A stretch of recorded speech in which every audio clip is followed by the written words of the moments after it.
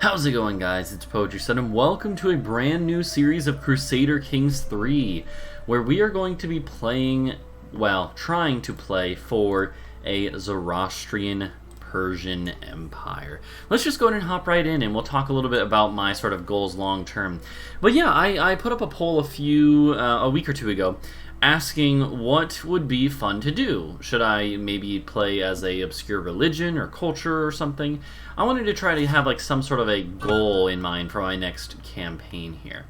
And I figured out people seemed like they wanted to see some obscure religion. And then I did a poll with a bunch of different religious ideas that I thought would be interesting.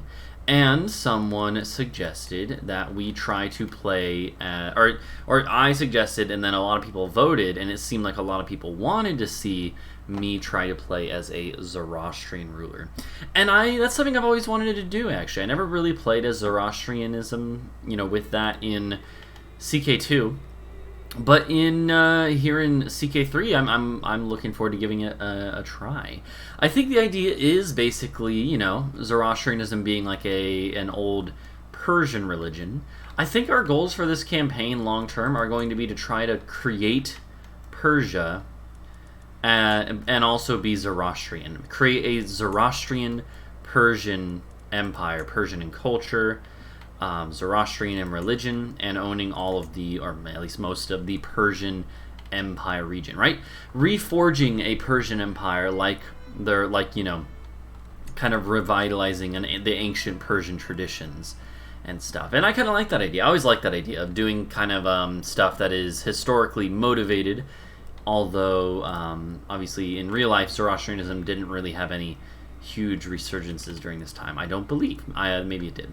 So anyways, with that being said, that's the idea, is starting as a Zoroastrian ruler, create a brand new golden age of Zoroastrian, of a great new Zoroastrian Persian empire.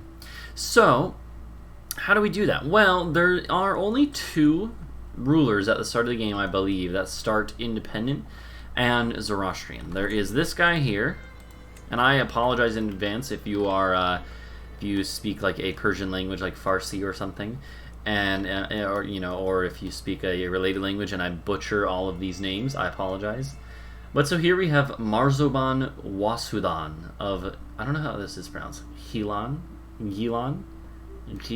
don't know, who is a Mazdayan Zoroastrian adherent. And then we have this guy here, Marzuban. I guess Marzuban is the title name. Yeah, it is.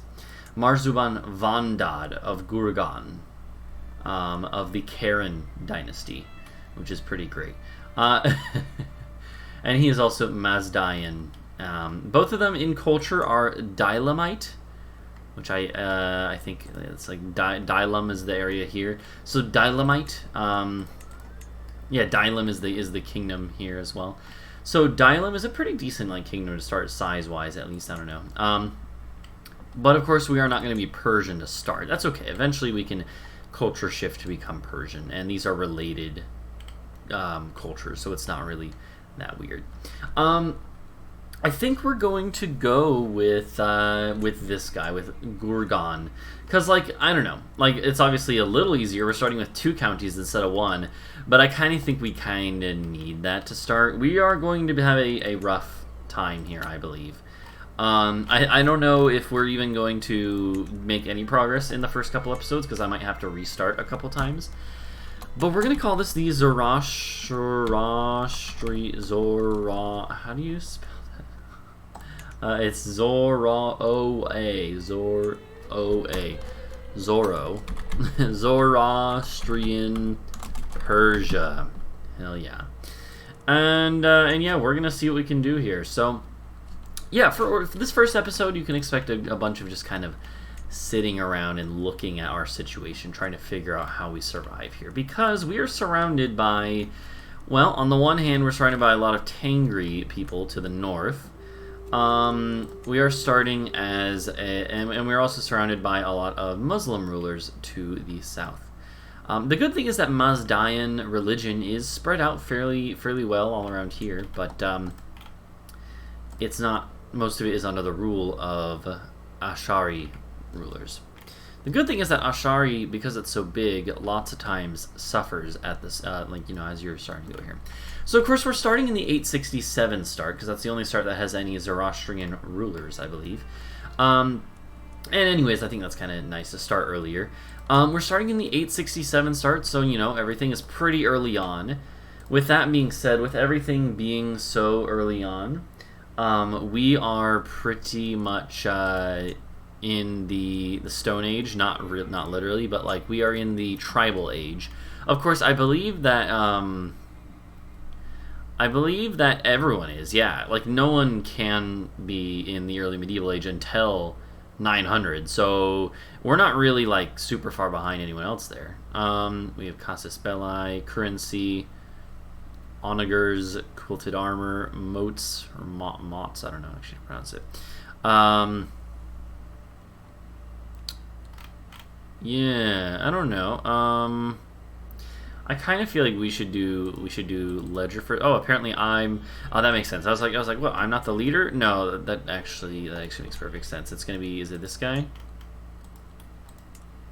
No, this guy, the Sheikh of Mazandaran. So yeah, that makes sense. Yeah, the Dilemite culture is just this stuff right in here, but in the Dilem area. Yeah, culture-wise, we are part of the Iranian group. I guess it's I thought it was maybe going to be called the Persiatic group. No, but it's the Iranian group, which is yeah, that's cool. So yeah, there's we're actually starting a little better off than them in some ways, although we don't even have Gabalkind. What is well, okay, we'll look at that in a second. Let's see, like Kurdish is also Iranian, Baloch, Tajik. It's a big culture group, which is Afghan. Like, it's a very big culture group, which is very nice. Yeah, that's Byzantine over there. Oh, even Khwarezmian, which I've never heard of. And Sogdian. Wow, that's a lot of Iranian cultures. I didn't realize it would spread up that far. And then further up here is where it gets to be like Turkic, right? Yeah, Turkic. Even though I think nowadays a lot of this area here is like Turkic speaking. Even Tocharian is up here in like, what is this, like the Gobi Desert or something, right? Even this is part of the Iranian group. That must have some historical basis with this area being more Iranian, and then this is where it stops. So okay. No, that's cool though. I didn't realize that it spread all the way up here. But yeah, the Iranian culture group is pretty big, and of course, with our religion, so Mazdayan is the primary religion here, but there are other existing branches. So Zurvanite, which is, let's see, Zurvanism. So I don't know much about, I'm just going to display my ignorance here, I don't know much about Zoroastrianism in real life. Like, I know it's basically, I know it actually is, I know that, like, it doesn't, I'm not going to say, well, I'm fairly ignorant on it, so I don't want to lie. But I'm pretty sure, like, it has a lot of what's the name of the thing I'm thinking of? Manichaeism.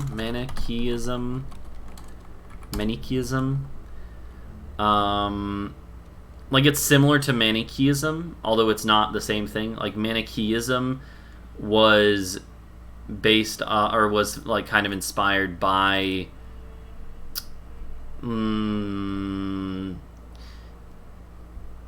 Yeah, no. So Manichaeism was like related to Zoroastrianism, and I know a little bit about Manichaeism, but essentially Zoroastrianism, kind of similar to Christianity in some ways, has the idea of like a sort of primordial battle of good and evil and stuff, and that's about all I know. And then the chief god, or sort of source of all good, as it says here, is Ahura Mazda. I'm sure I'm mispronouncing that.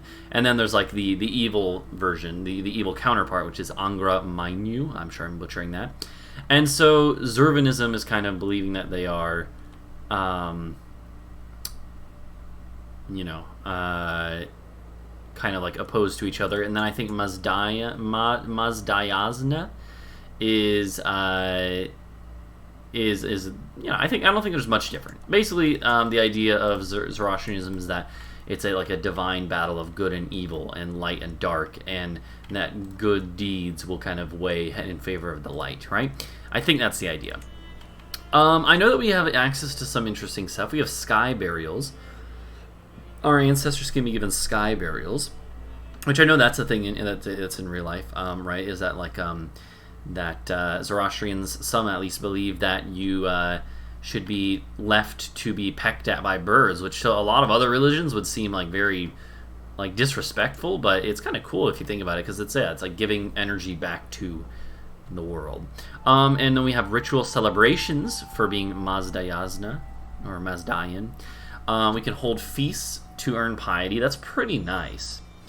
And we can do divine marriage. So this is the thing that Zoroastrianism is known for in the context of Crusader kings. It's somewhat of a meme, where we can marry close family members, such as like you can marry your sister or brother, I guess, or your like mother. Like there's weird stuff that can happen there, I know, and I don't really know much of how to actually use that.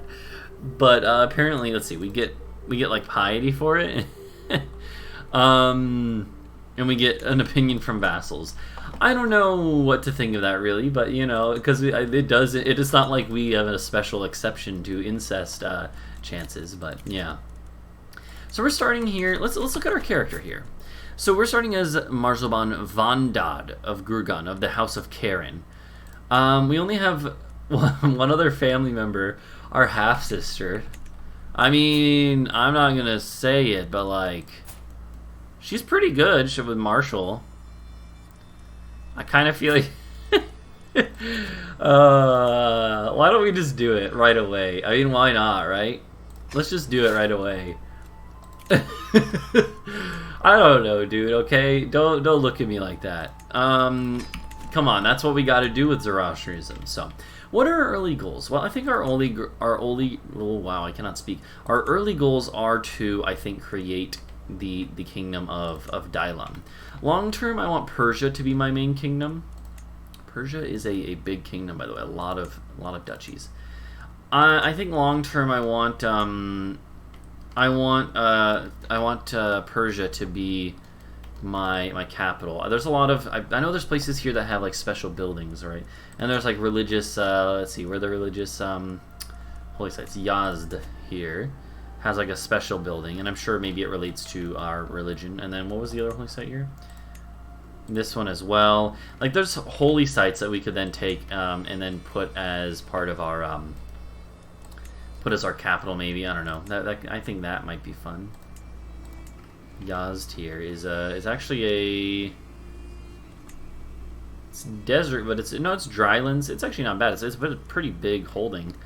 I know that I've looked around a little bit in this area before starting. I know like Isfahan, yeah, has the Friday Mosque. I was looking at this before, and it's pretty good. And also, I was looking at the description. Apparently, it is said that it used to be a house of worship for Zoroastrians. So I mean, I'm like that would kind of be could be kind of fun, right? To make that our capital long term. I don't know. I'm kind of thinking maybe we eventually long term get our capital to be up here in Isfahan and Yazd. Have a couple duchies here and just kind of build up this area. That seems like it might be good to me. That's a long ways away. I think Fars is a pretty good duchy. It's a big duchy, dude. It's like 6 or 7 provinces there. I think Khuzestan I know is going to be a little more fertile. But yeah, I don't know. I think there's a lot of special building slots, and I'm not really sure what the idea is there, like how we're actually going to use them. But anyways, in any case, so we're starting off pretty weak. We only have 464 troops. That's not a lot. But then again, this is the tribal era when not a lot of people around us are going to have a lot of stuff going on either. I almost feel like maybe we should try to swear fealty to someone. Like, if we could swear fealty to the Tahrids here, or to the, I mean, yeah, because, like, maybe we're starting in Dailam, but we could just maybe try to take over a different area near us. Because I'm looking, Dailam, the problem is with Dailam, the Abbasids here have a crap ton of land. Like, we should definitely try to sway this guy one way or another. I don't really know. I don't know. I kind of feel like our first target should be Like the Alavids, I don't have the strength to attack them really. I kind of feel like maybe I should try to attack Helon here as well. Yeah, I don't know. We're going to get started here. Yeah, so obviously, sorry, talking a good bit about everything we have going on, but our culture doesn't have any unique things, does it? We have war camels. Oh, that's cool. It's not really like that. Incredible, I don't know, but it's interesting at the very least. Yeah, so beyond that, I don't really think we have anything unique from our culture of being Dynamite. But we do have... but again, from our religion, we do have some unique things. Where is it? Religion, we do have some unique things. Yeah, and again, I apologize. I don't know. Like, Zoroastrianism is a religion that is still practiced today, I know. I believe, wasn't Freddie Mercury Zoroastrian? Or he was at least raised Zoroastrian in a Zoroastrian family? I know Zoroastrianism is still practiced. It's not, like, super widely practiced, but there's still, I don't know, I think several million, at least, followers of Zoroastrianism. So, I don't know.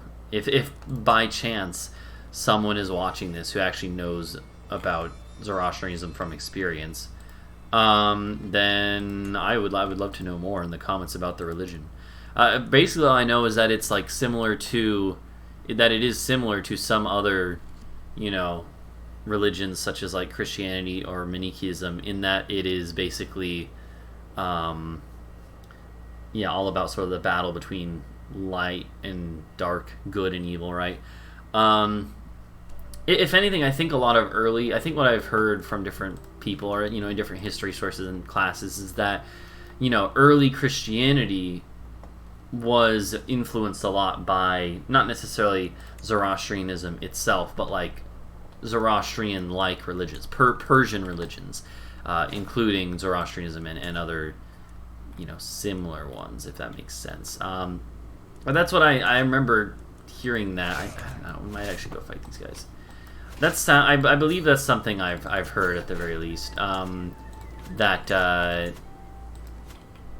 and correct me if I'm wrong if you do know about that, but I believe that's what I've heard is that like a lot of Persian religions from that were practiced in like the the Holy Land at the time of early Christianity starting to spread around there, and early Christianity spread eastward into like Persian areas as well. So there was like contact and stuff, and so it kind of makes sense that there'd be influence. And I believe that's why a lot of like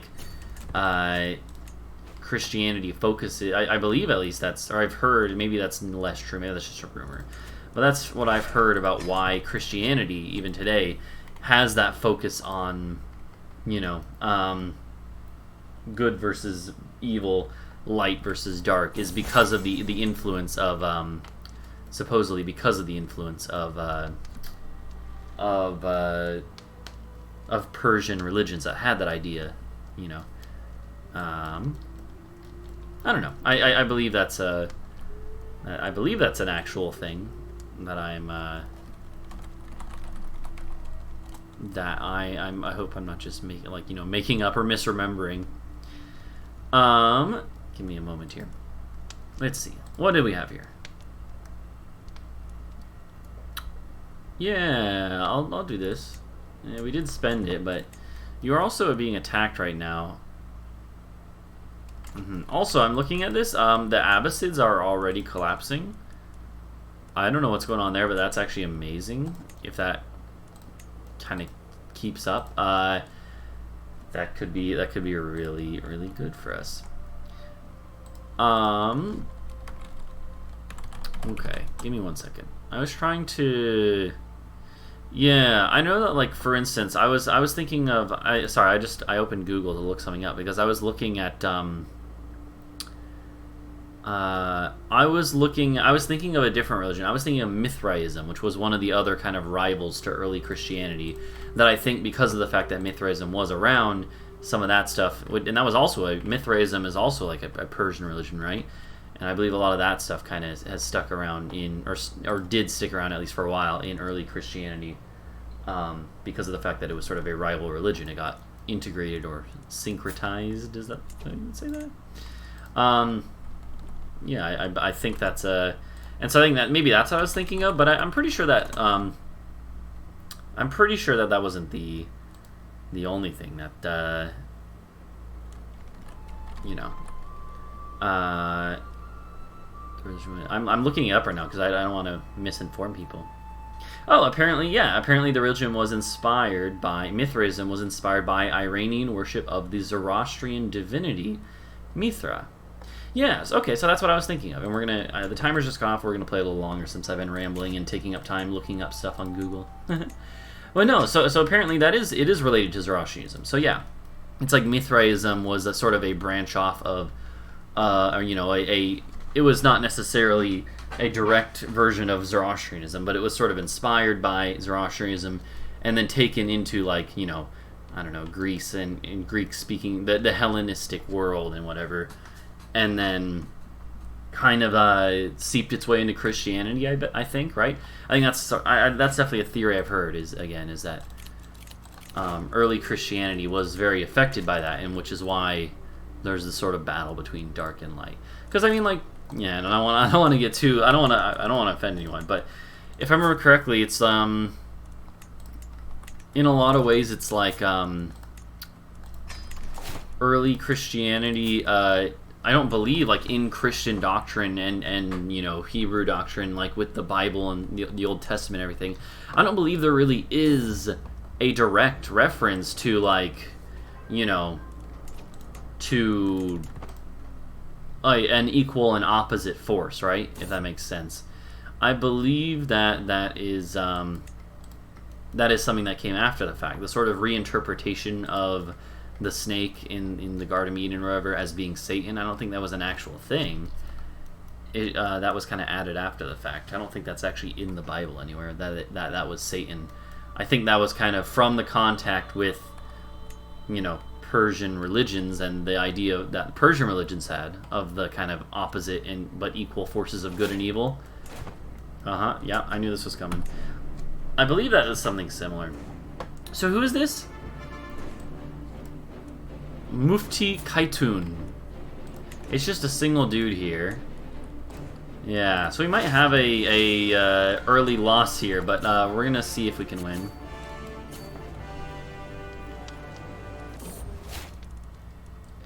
I have a son. Good shit. So my name is Vanda. My father was Maziar. So we'll name him after our father, Maziar.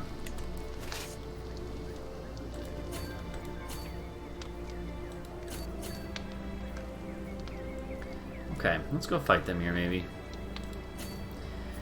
But anyways, I find it really interesting that Zoroastrianism was kind of, you know, and precursor in some ways, not to Christianity, obviously, but to some of the, you know, Zoroastrianism and other Persian religions had somewhat of an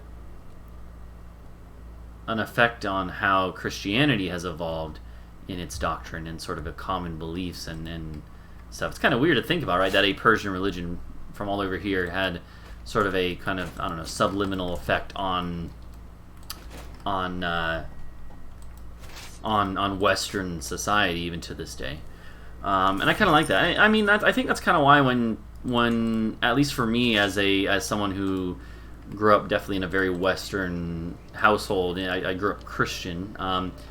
You know, I grew up in a Mormon denomination actually, but I think it's kind of like with that. It's like when I hear, wow, we're really low on people. We literally have no one here. You know, for me, it's like when I hear the sort of ideas related to Zoroastrianism, it's very intuitive. I'm like, oh yeah, that sounds very similar. That seems very similar to kind of like the rhetoric, I guess, that I heard growing up. It sounds very similar to stuff that I would expect to hear as a Christian. And I'm not really a Christian now, by the way, but I'm just using that as an example. That it's somewhat, you know, it's somewhat intuitive because it is very similar and sort of has a similar root of dualism. I guess that's a general concept in philosophy or whatever, right? Dualism, right? two equal and opposite deities or forces. You know, it doesn't have to be a deity, but a force. Really? We've been declared on by someone else? Okay, so now the whole king, or that's just a duke, or satrapy, huh, okay, have declared on me. I'm not that worried about him. But yeah. Anyways, so I think, you know, it's just kind of interesting to talk about, and think about that sort of implications of... Whoa. Oh, I inherited something? Is this a wrong holding type? Is that a thing?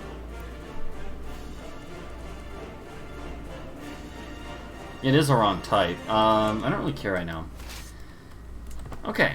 Anyway, so sorry to rant on about stuff that I'm sure not many people necessarily care about. I find it interesting, but I understand if other people might not. I find it interesting to kind of think about that.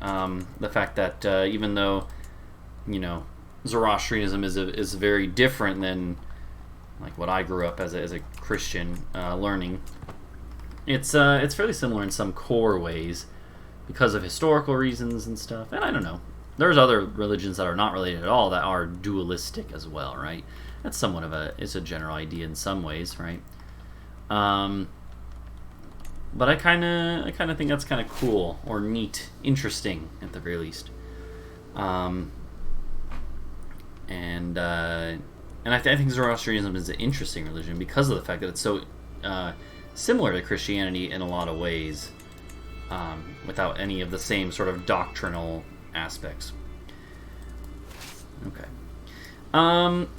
So the timer did go off, by the way, so we're gonna have to wrap up soon. I mean, I'm just gonna keep going. I mean, I'm more like, even if we die at the start of the next episode, it's not a big deal. We'll just restart and get going again.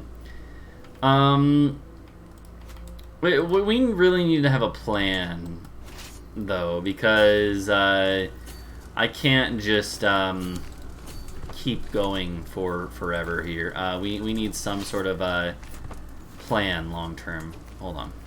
So this is me. I'm leading my armies, by the way, which is a very risky idea, but my son is actually a dwarf. Wow. So we're already starting with the crazy traits and stuff, huh? Okay, good stuff. I think we're gonna win this war. And I honestly want to get more stuff because we get piety and prestige and you get money, right? So I kind of feel like we should try to get more. But yeah. So sort of wrap up while we're just waiting on the siege. To sort of wrap up that discussion. Oh, all of my people have died. Wow. To sort of wrap up that discussion. You know, so if you follow the channel for a while, you've probably heard me not rant about it, or kind of just go on tangents about my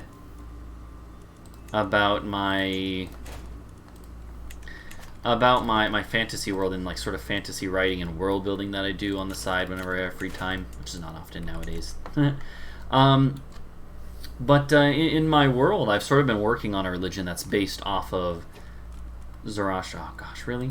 Based off of Zoroastrianism to some extent, the dualistic aspects, and that's been really fun because I have done a little bit of like very Wikipedia level research on it. All right, we're just gonna do this.